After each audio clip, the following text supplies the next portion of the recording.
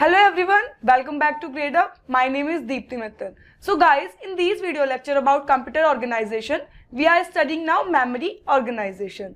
So in our last video lecture, we just started with mapping techniques in cache memory and updating policies in cache memory. So guys, in cache memory, we have discussed two things till now, mapping techniques and updating policies.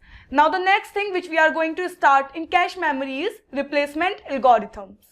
Let us see why we are using these replacement algorithms and what is the need of using these replacement algorithms.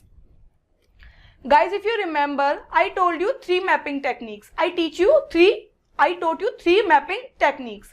First one was direct, second one associative, and third one was set associative.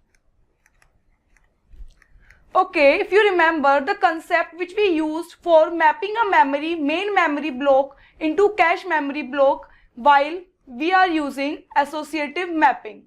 We were allowed to map any memory block into any cache line. That is, whatever cache line I want to put my memory block, I can put it there in associative mapping. There was no limitation, there was no mapping function for mapping the main memory block into cache line while we were dealing with associative mapping. So one question should come to your mind. Suppose there is a case, suppose you were having a 4-line cache memory. 4 lines are there, 0, 1, 2, 3. Suppose while mapping you have mapped B0 over here, B1 here, B2 here and B5 here. This time your cache memory is full. Now your program or CPU wants to read memory block B6. And that B6 should be bring to your cache memory. That B6 should be in your cache memory for reading. Okay, then you are going to access this B6 and bring it to your cache memory. Now question arises that in which line you are going to place this B6. Because the cache memory is full, when you are going to place this B6 in any one of the line, the block over there will be replaced. So replacement algorithm deals with this problem, that is, which block should be replaced when your cache memory is full. So your associative mapping needs replacement algorithm. See, this direct mapping doesn't need any replacement algorithm because here mapping is done by mod function and you are going to map a particular block into a defined or predefined line which is done by my mod function. So direct mapping does not require any replacement algorithm. In set associative mapping, we use mod function for mapping the sets, but within the set we are having more than one block. So over there we need these replacement algorithm. Now I think you are aware of the fact why we are needing these, why we need these replacement algorithm. When your cache memory is full and you have to replace the blocks, for that purpose we need these replacement algorithm. Okay, see, in the cache design, basically we are having three types of replacement algorithm. First one is random, second is FIFO and third is LRU.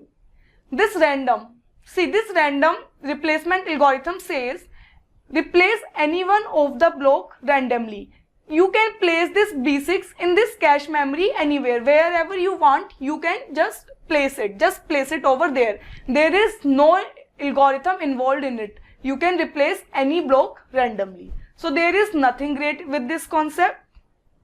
Let us move towards next algorithm, which is FIFO. Let us start with FIFO algorithm. See, what FIFO says. FIFO stands for, if you have studied data structures, you might be aware what is FIFO. FIFO means first in, first out. This replacement algorithm says whatever data block was bring to your memory first will be replaced first. Suppose you bought this B note first into this cache memory. Then at the time of replacement, this B note will be replaced first. Whatever memory block is brought first to your memory will be replaced first. Okay, this is the policy with FIFO. What this LRU is? LRU means least recently used. This LRU stands for least recently used. And this replacement algorithm says you are going to replace that block which is least recently used, that is you have not used it just now, which has been used a long time ago. Okay, let us see how these two algorithms work. We will see this thing with the help of an example. Let us start with that. See what is the example which is given to us. Consider 4 block cache which is initially empty with the following main memory block references. That is, you are provided with a cache memory which is having 4 blocks and which is initially empty. There is no main memory block present inside the cache. This time it is empty, and these references has to be made to your main memory. Okay, then see how you are going to use these replacement algorithm. See, first algorithm which I am going to use is FIFO. Let us see how FIFO deals with this problem. First block which I need to refer is 4. I will see this cache memory. Is this cache memory having 4?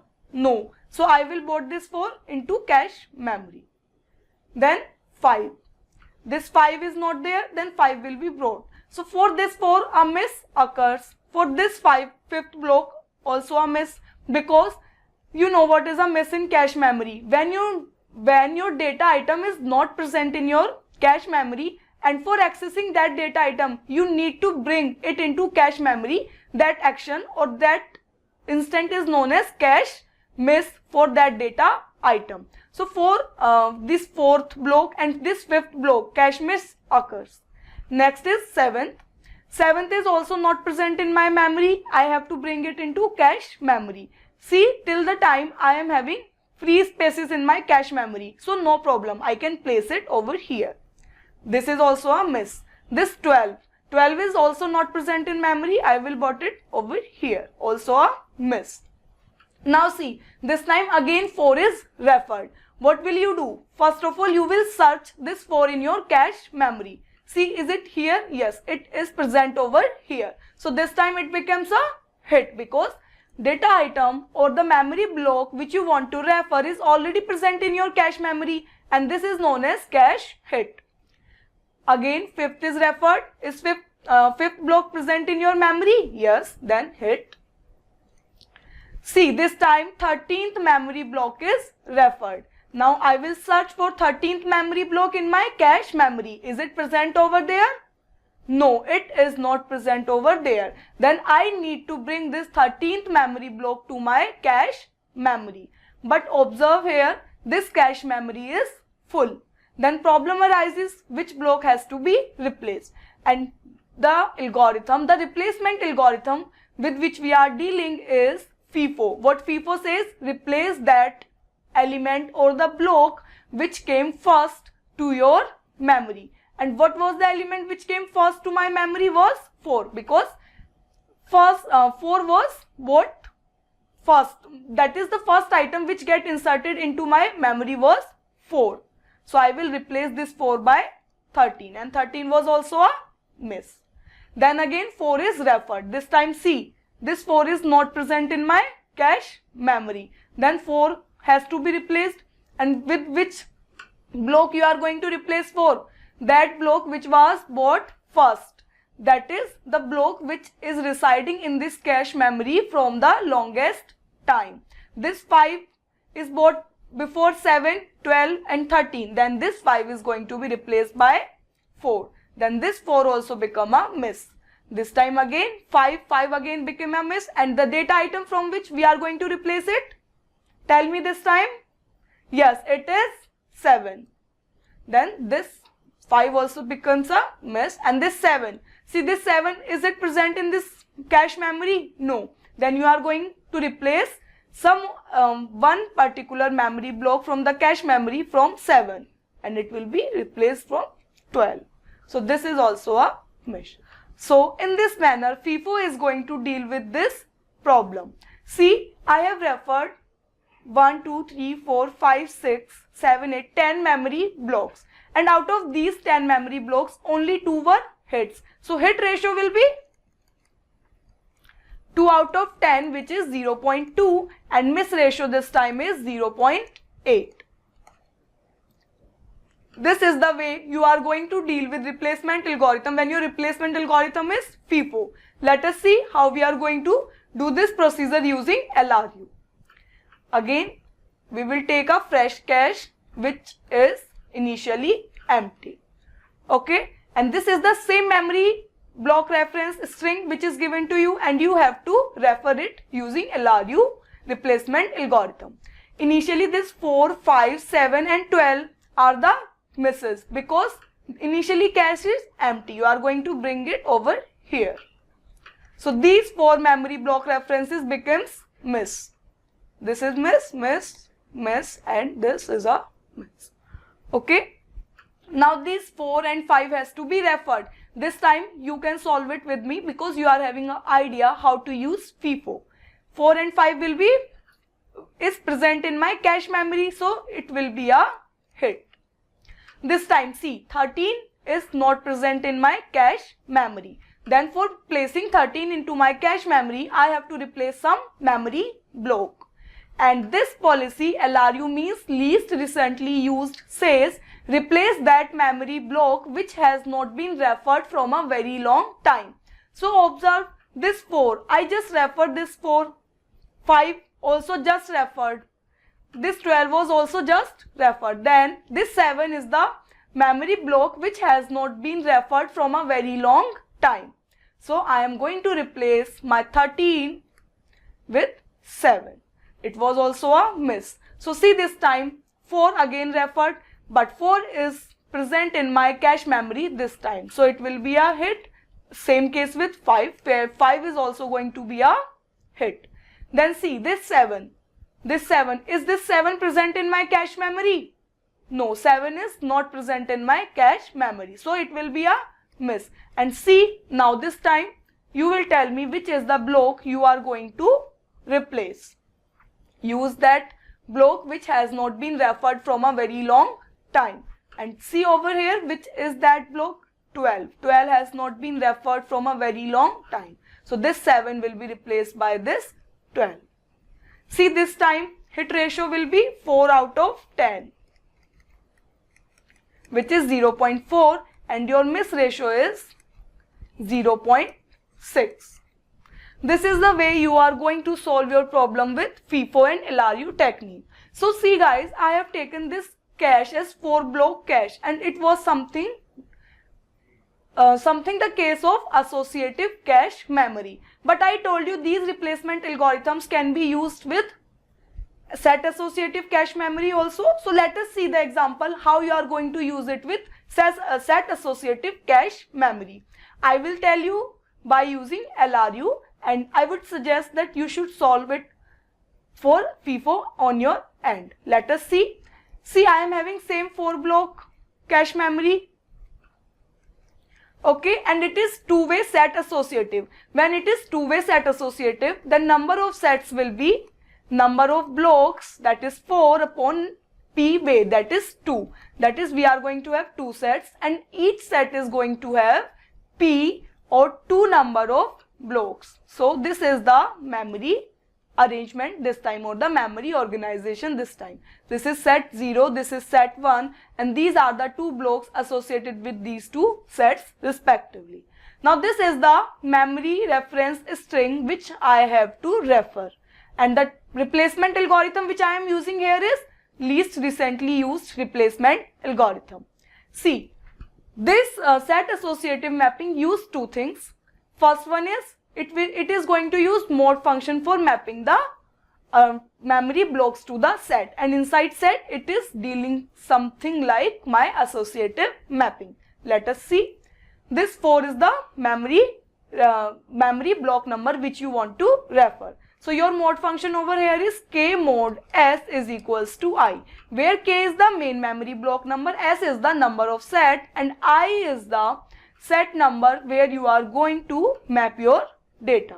So for mode 2 will be 0, then you are going to map this block into 0th set. You can place it over here or here, anywhere you want. Then this 5 mode 2 is equals to 1. It will be mapped to set 1. Then 7 mode 2 will be mapped to set 1 again. 12. 12 will be mapped to set 0. See this 4. When this 4, these 4 were the misses. When this 4 is accessed or referred, see this 4 mod 2 will be again 0, but this time this 4 is present in my memory, so it becomes a hit. See this 5 was also present, it also becomes a hit. Now this 13 has to be replaced. Sorry, this 13 has to be referred. This 13 is the main memory block number which you want to refer. This 13 will be mapped to my set 1. It is going to be mapped to my set 1. But see, this set 1 memory is full. Both the blocks are carrying some other memory blocks. Then case of replacement happen. And the policy which you are going to use for replacement is least recently used. So observe here, we are having two memory blocks, 5 and 7. And tell me which of the block is not referred from a very long time. See, this 5 is just referred before 13. So it is least. It is the block which is recently used. So 7 is that memory block which is least recently used. Then you are going to replace 7 with 13. Okay. Then see, this is a miss, and then this 4 and 5 has to be referred again. Then it will become a hit because they are already present in your memory, and this 7 will again be replaced. Then tell me, this 7 will be mapped to my set 1 and you are going to replace it with again 13 because 13 is the memory block which is not been referred from a very long time. So this 13 will be replaced from 7. It was also a miss. Here miss ratio and hit ratio will be 0.4 and miss ratio is 0.6. So this is the case when this memory block reference string is referred to a set associative cache memory with LRU. Now I would suggest solve this problem by using FIFO technique on your end. You will get the clarity. Now guys, that's all in the main memory organization or my memory organization topic. In this topic, first thing which we discussed was the memory organization, which was simultaneous access memory organization and hierarchical access memory organization. Then we came to know why we are using hierarchical memory access organization over simultaneous memory access organization. Then we came to the concept of cache memory. There we discussed three things: mapping techniques, updating policies, and third one was replacement algorithm. Guys, again I am going to repeat the same thing, that two topics in CO are most important. First is instruction pipelining and second is memory organization, and inside memory organization, cache memory. So I would suggest repeat. If you are having some doubt, repeat these videos again, watch them again. You can refer some books. Please be fluent and be thorough with the concept of instruction pipelining and memory organization. I can say that instruction pipelining concept is a bit difficult, but this memory organization concept is very, very easy, and you should score marks if any question comes from this concept. So guys, now I'm going to discuss some previous year questions on memory organization. Let us do that. So see this question. This question was asked in GATE CS 2018. See the most recent year. This is the reason I am saying that in CO two topics are most important. First one is instruction pipelining and second is memory organization. Questions are asked so frequently from these topics. This is the reason, be thorough with these two concepts. Okay, let us see what this question is asking. So I would suggest take a paper and a pen and solve the question along with me. The size of physical address space of a processor is 2 raised to the power p byte. Now what is it saying? This physical address space is main memory space. I have told you this thing. It is 2 raised to the power p bytes. So my main memory is 2 raised to the power p bytes. The word length is 2 raised to the power w bytes. Here word length is 2 raised to the power w byte. The capacity of cache memory is 2 raised to the power n bytes. Size of my cache memory is 2 raised to the power n bytes. And the size of each cache block is 2 raised to the power m word. Here your block size is 2 raised to the power m words. For a k-way set associative cache memory, the length of the tag field is. you are provided with a k-way set associative memory and it is asking me the size of your tag field. You know, your physical address space is divided into two parts. First one is tag and second is your word offset. And this is when done with the set associative cache mapping. It is again divided into three parts. First is tag bits, second is set bits and third one is word offset. Now observe here, your word offset represent your block size. Over here your block size is 2 raised to the power m words. Then tell me number of bits required for referring this block. M bits, because it will be log 2 of 2 raised to the power m, which is m bits. So here your word offset size is m bits. And now it is also saying your memory is of 2 raised to the power p bytes.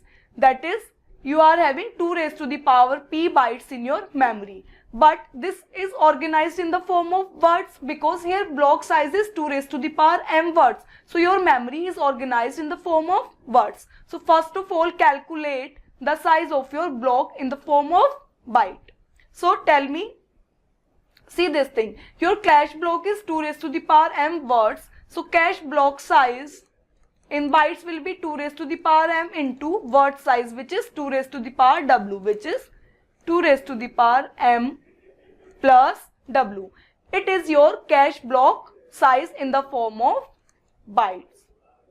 Okay. So see, this was a p. This whole represents your physical address space, and your physical address space this time is present in the form of your words. This 2 raised to the power p bytes is organized in the form of word, and the word size over here is 2 raised to the power w. Then number of words in your main memory or physical address space will be 2 raised to the power p minus w. Then what can I say? Number of bits required to access these 2 raised to the power p minus w words is p minus w. Then what can I say? This is whole equals to p minus w. Okay. Now see, it is saying that your capacity of cache memory is 2 raised to the power n bytes. Then you can find out the number of blocks. Number of blocks in your cache memory will be cache memory size upon block size. Cache memory size over here is 2 raised to the power n bytes upon block size. See, we are provided with block size of 2 raised to the power m words, but it should be in bytes because cache memory size is also in bytes. So I have calculated cache block size in byte. It was 2 raised to the power m plus w bytes. So it will be 2 raised to the power n minus m minus w. Then number of blocks in the cache memory will be 2 raised to the power n minus m minus w. This is the number of blocks which is present in your cache memory. Now it is also saying that memory is k-way set associative. Then number of sets will be number of blocks divided by k. It will be 2 raised to the power n minus m minus w upon k, which is 2 raised to the power n minus m minus w minus log 2 of k, because this k can be replaced as 2 raised to the power log 2 k. So now see, this is the number of sets, and then number of bits which you require to represent these sets is n minus m minus w minus log 2 of k. And what is this question asking? The length of tag field in the number of bits. Suppose this is x and this x you need to calculate. So tell me, what is the equation you are having now? Where should I write? I will write over here. See, x plus n minus m minus w minus log 2k plus m should be equal to this p minus w, because this is the physical address which is going to be mapped. It will be p minus w. Now solve it. This w can be cancelled, m can be cancelled from this n. And what you are having now? X plus n minus log 2 of k is equals to p. That is, x is equals to p minus n plus log 2 of k. So your answer is See which of the option is matching to your answer. Yes, option B is the correct answer.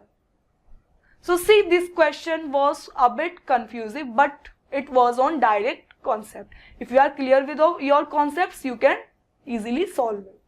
So let us move towards next question. See, this question was asked in GATE CS 2017. Let us read what this question is asking. Consider a two-level cache hierarchy with L1 and L2 caches.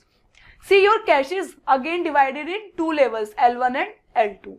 As we are having the memory hierarchy for cache memory, main memory, here it is saying that you have divided your cache memories also. An application incurs 1.4 memory access per instruction on average.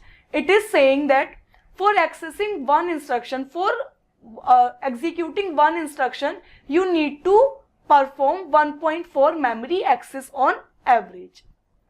For this application, the miss rate of L1 cache is 0.1 and L2 cache experiences on 7 misses per 1000 instruction. It is saying that if you are going to refer 1000 instructions, your L2 cache will face only 7 misses. Now it is asking me the miss rate of L2 expressed to the correct decimal, 2 decimal places. See, now my memory organization is in this way. This cache is divided into L1 and L2 memory and so on continued. What it is saying, you are going to make 1.4 memory reference for one instruction. And the miss rate for L1 cache is 0.1 and for L2 cache it is 7 on 1000 instructions. So let us see. See, you are going to refer these 1000 instructions. For one instruction, you are making 1.4 memory accesses. So for 1000 instructions, how much memory access you are going to make? 1.4 into 1000, which is 1400 memory access will be made for accessing these 1000 instructions. And for these memory access, this CPU is first going to refer my L1 memory. And L1 memory, this L1 cache says, that miss rate of this L1 cache is 0.1. That is, out of these 1400 memory access, there will be 0.1% of chances, there is the probability of 10% that your data is not present in L1. So the miss is faced by this L1 memory. For these 1400 memory access will be 1400 into 0.1, that is 140. Your L1 cache is going to generate 140 misses. And for these 140 misses, you are going to access your L2 cache. Okay, see what L2 cache says. When I was executing 1000 instruction, I will give you 7 misses. So for these 1000 instructions, I need 1400 memory access. And this L1 was producing for 140 memory references for miss. Then these 140 memory reference will be made into L2. And out of these 140 memory reference, you are going to produce 7 misses. So 7 upon 140. So what is the answer? Calculated. If you are using calculator, just use GATE virtual calculator. It is 0.05. So the correct answer over here is 0.05. See how much easy was this question. Okay, let us move towards next question. Next question was asked in GATE CS 2017. Again, the question of 2017. So guys, if you remember that first video lecture on CO, about introduction of CO, and there I discussed weightage analysis of computer organization in GATE previous years. So if you remember, in previous year, in GATE 2017, CO was asked for 11 marks in set 1. This is the reason we are having so much questions on this memory organization and instruction pipelining from GATE CS 2017. Let us see what this question is asking. Consider a two-way set associative cache with 256 blocks. You are having 256 blocks and two-way set associative cache. So tell me, you are having 256 blocks, then number of sets will be 256 by 2. That is, you are going to have 0 to 127 or 128 sets in your cache memory, which uses LRU replacement technique. Initially, the cache was empty. Conflict misses are those misses which occur due to the contention of multiple blocks for the same cache set. I told you about miss, which happen when a memory block which you want to refer is not present in your cache memory. So conflict, they are further categorized into two parts in this question: conflict miss and compulsory miss. What compulsory miss is, see, if you want to refer any memory block, first time you have to bring it into the main cache memory. For the first time, one miss will surely going to happen. So this type of misses are known as compulsory misses. But suppose you have brought your 0 block to the memory, but due to some conflict, due to the lack of memory, this 0 was replaced by 5 or 8, then these type of misses is known as conflict miss. Okay, the following sequence of accesses to the memory block. This is the sequence of memory blocks which is accessed, and it is repeated 10 times. That is, you are going to access this same sequence 10 times in your memory. Then it is asking me the total number of conflict miss experienced by the cache memory. This time your cache memory is having 0 to 127, that is 128 sets, and each set consists of 2 blocks. So let us map 0, 1, 2 up to 127. These are the 2 memory blocks. See now, 0, 0 when mode 128 will be 0. It will be mapped to my 0 set, 0. 128 mode 128 will be again 0. So 128 will be placed over here. This time see, 256. 256 mode 128 will be 0 again. Then you will map this memory block also to the set 0. But this time your set 0 is completely filled. So you are going to use LRU replacement policy. You are going to replace that block which has not been used from a longer time. See, this 128 is just referred and 0 has not been referred. So it will be replaced. Then again 128, it was a hit again. Then 0 again. Then again this 256 will be replaced. So see over here, when this 0 was accessed, it was a compulsory miss because first time you have to bring it to the memory. When you access your 128, mode 128, it was also a compulsory miss because it was brought to the memory for the first time. This 256 mode 128 was also a compulsory miss. But this time when you referred this 128 mode M, mode 128, it was a hit because it was already present in your memory. So it was a hit. And again when this 0 is referred, see this 0, it was a conflict miss. This was a conflict miss because this miss occurs due to the lack of your memory, because this 256 was placed over here. So this 0 was contributing to conflict miss. And this 128 was again a hit, and this 256 again will be a conflict miss because it will be replaced by 0. So this 256 again conflict miss. See, this 128 again will be a hit. Okay, now let us see the see this time. Now you have referred up to here in this reference string. Let us do with 1. 1 mode 128 will be mapped to 1. It will be a compulsory miss because this 1, memory block number 1, is brought to your cache memory for the first time. This 129 again mapped to same memory, same set 1, and it is also a compulsory miss. This 257 is brought to your cache memory for the first time, and it will be mapped to your cache memory set number 1. But this time your cache memory set is completely filled, then it will replace 1. Then 257 will be here. This 129 when referred, it will be a hit. This 1, see this 1 is not present in your cache memory. You have to bring it to the cache memory, but it is not bringing, you are not bringing this cache block for the first time. So it is a conflict miss. Again 129 is referred, hit. 257 will be a conflict miss. 129 will be a hit. So in your first reference of this string, when this string is referenced first time, you are experiencing 4 conflict misses.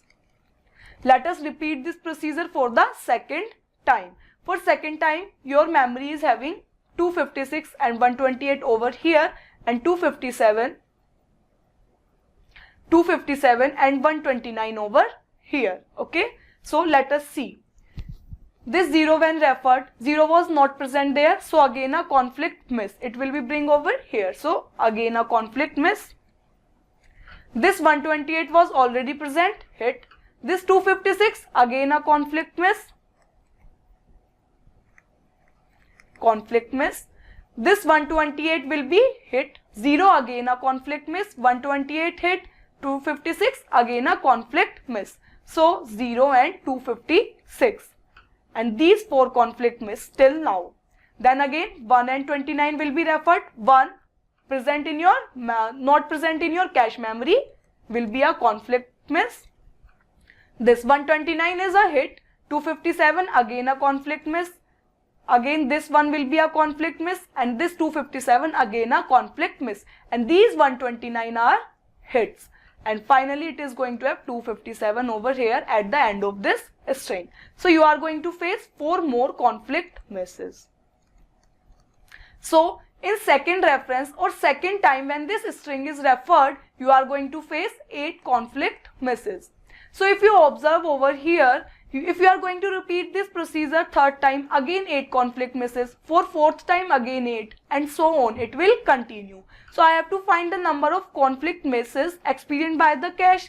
In my first reference, I was facing 4 conflict misses, but for the remaining 9 times, I am going to face 8 conflict misses. That is 72 plus 4, it is 76. So the number of conflict misses you are going to face is 76. That is all about this question. You can clearly see this question is of a good level. This question was really good. So let us see the next question. See, this question is again asked in GATE CS 2017. Let us see what this question is asking. A cache memory unit with capacity of n words and block size of b words is to be designed. Your cache memory has to be designed, and cache memory size is n words and block size over here is b words. If it is designed as direct mapped cache, the length of tag field is 10 bits. That is, if you are going to design it using direct mapped cache, there direct mapped cache, what you have? Tag field, line offset and word offset. This is the address format in direct mapped cache. And it is saying that your cache is going to, your direct map cache will have tag memory of 10 bits. Now it is saying that this cache unit is to be designed with 16-way set associative cache. Then you have to find the length of your tag field.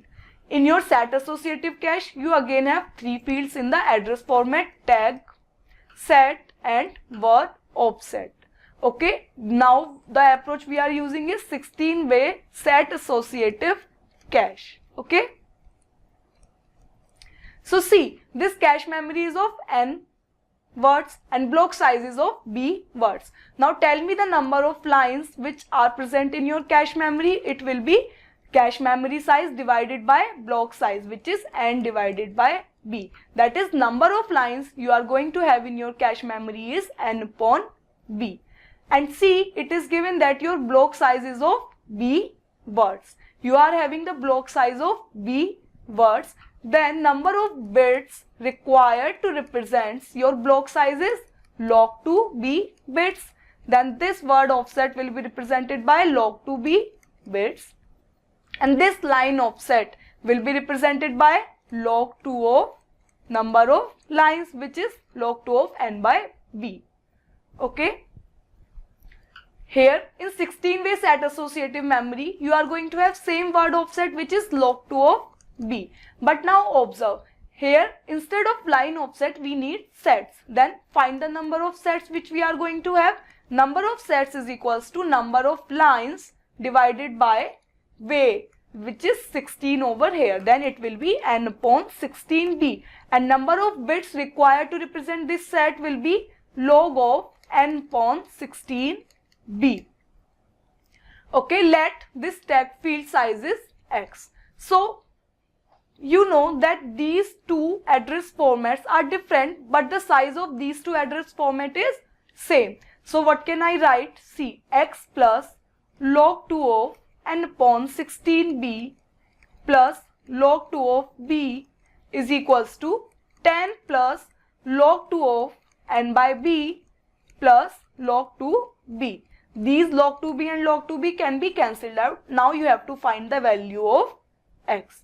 So for solving, what I will do, I will represent it in the form of 2 raised to the power. See how I'm gonna do this. This will be represented as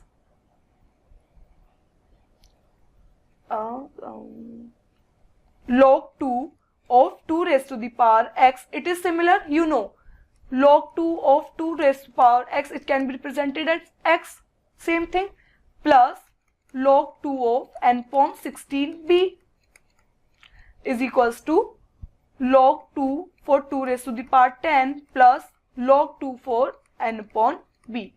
And you also know log a plus log b is equals to log a into b. So I can represent it as log 2 of 2 raised to the power x into n upon 16b, which is also equals to log 2 of 2 raised to the power 10 into n upon b.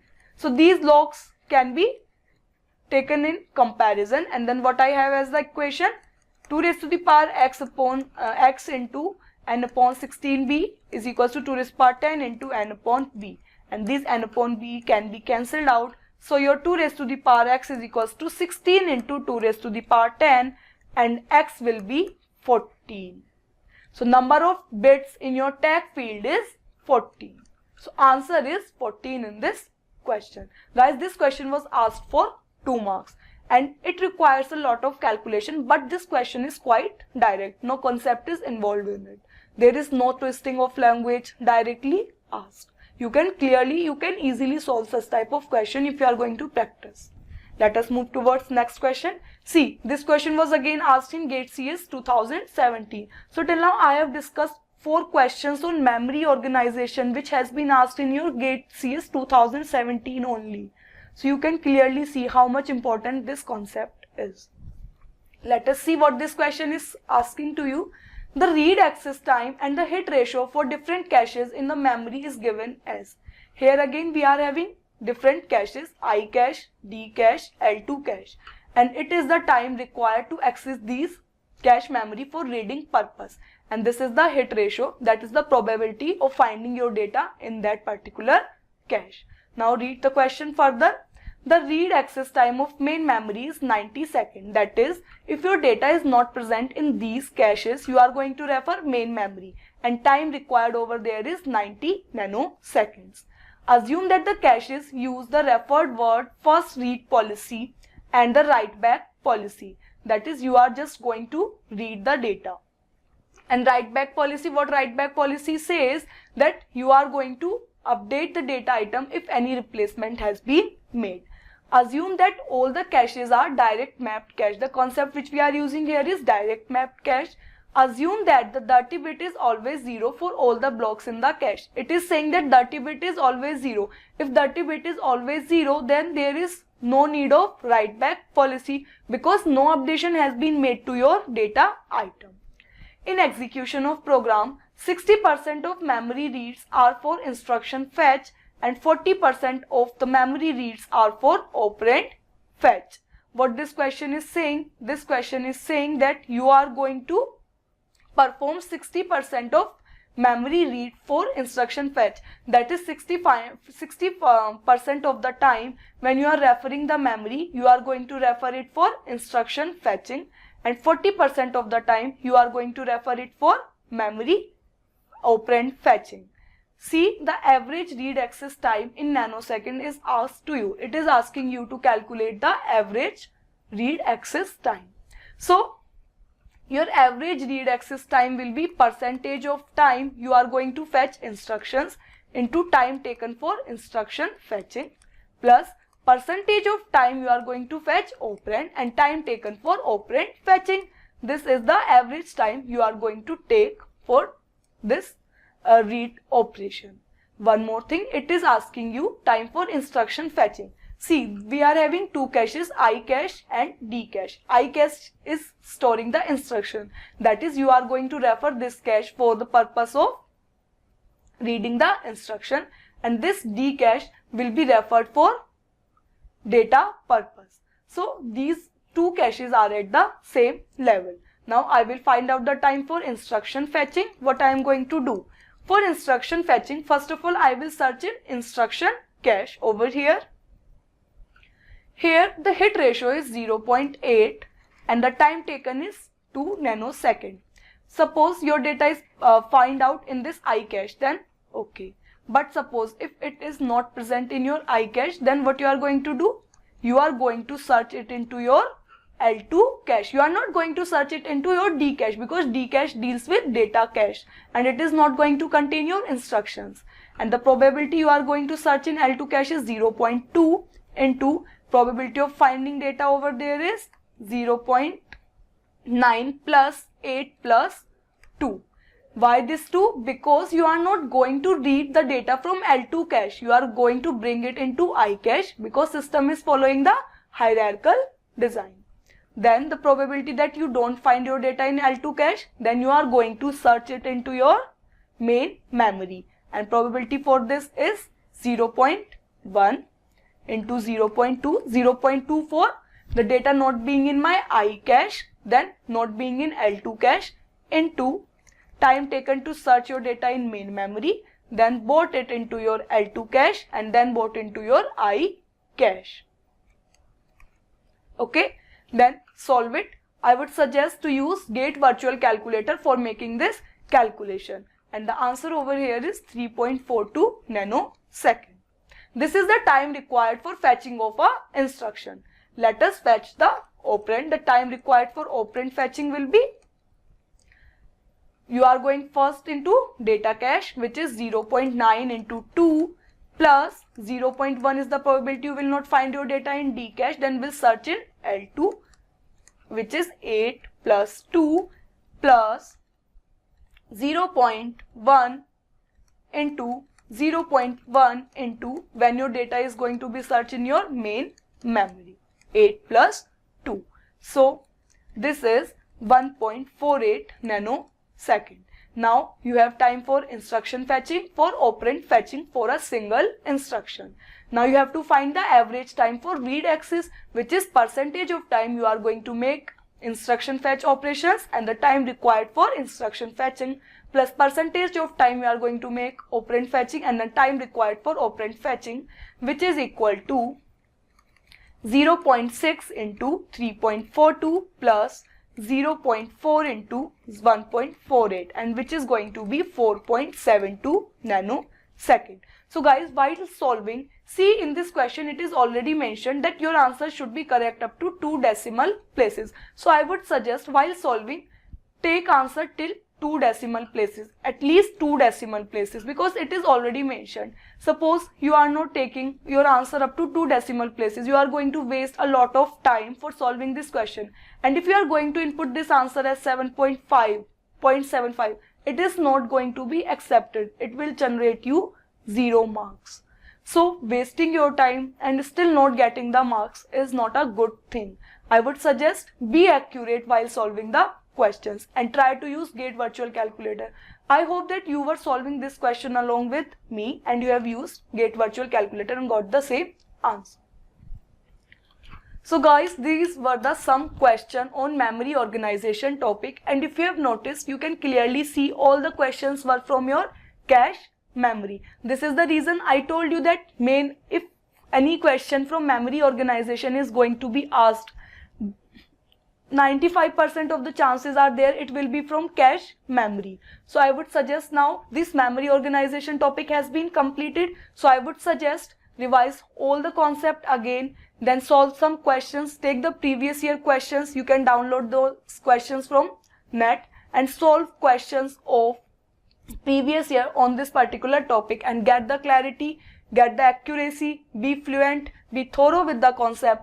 Practice is only one key. Practice is just a single way to get the accuracy, get the concept clearly. So I would suggest you to practice good number of questions on this concept. So guys, in my next video lecture, we are going to start input-output organization. Till that time, keep practicing and stay tuned and updated for more videos. Thank you and all the best for your future.